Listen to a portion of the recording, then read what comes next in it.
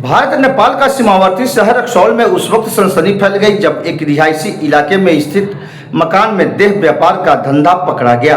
यह धंधा कोयरिया टोला ward number 23 स्थित मनीष झा के मकान में चल रहा था। इसमें एक नाबालिग लड़की भी पकड़ी गई है और 4 महिलाओं को पकड़ा गया। इसके बाद ग्राहकों को भी पकड़ा गया है। यह कार्रवाई रक्सौल थाना में पदस्थापित प्रशिक्षु IPS हेमंत सिंह के नेतृत्व में की गई।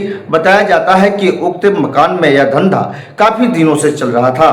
यहाँ महत्वपूर्ण देह व्यापार से ज्यादा कार्रवाई की बात है, कारण कि इसकी शिकायत लंबे अरसे से थी और रिहायशी इलाके में चल रहे इस गंदे खेल से सामाजिक स्वरूप बिगड़ने लगा था। लेकिन कार्रवाई नहीं होने से लोगों में निराशा बढ़ने लगी थी। कई लोगों ने यह बताया कि देह व्यापार के मामले में रक्सौल कभी भी अछूता नहीं रहा है। खुला बॉर्डर इलाका होने के कारण भारत से नेपाल अथवा नेपाल से भारत तस्करी कर लाई जा रही लड़कियों को रक्सौल में कई दिनों तक ठहरने की पुष्टि उस वक्त कई बार हो चुकी है जब लड़कियां क्रॉस बॉर्डर करते हुए पकड़ी गई।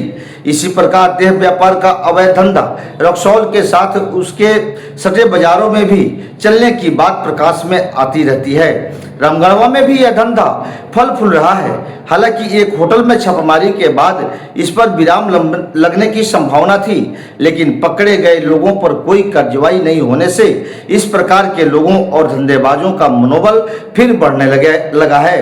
वैसे रक्सौल में प्रशिक्षु IPS हेमंत सिंह ने जो काम किया है उसकी प्रशंसा रक्सौल में चारों तरफ हो रही है और लोगों की चाहत सभी जगहों पर ऐसे ही हेमंत सिंह जैसे अधिकारियों की है, जिससे इस धंधे पर लगाम लग सके। यहाँ सबसे महत्वपूर्ण बात यह है कि चूंकि यह खुला बॉर्डर इलाका है और रक्सौल एवं इसके आसपास के क्षेत्र में इस प्रकार के धंधे चल रहे हैं, इससे कोई इनकार नहीं कर सकता। हालांकि इसकी आधिकारिक पुष्टि कीजिएगा तो आधिकारिक पुष्टि नहीं हो पाएगी, कारण कि जो पकड़े जाते हैं उन्हीं की आधिकारिक पुष्टि होती है।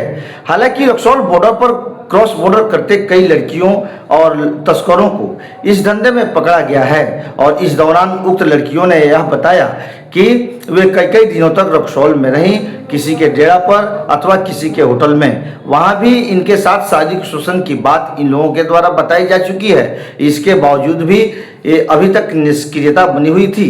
हालांकि हेमंत सिंह के द्वारा की गई कार्रवाई के बाद रक्सौल में कुछ होने की संभावना अब बढ़ गई है।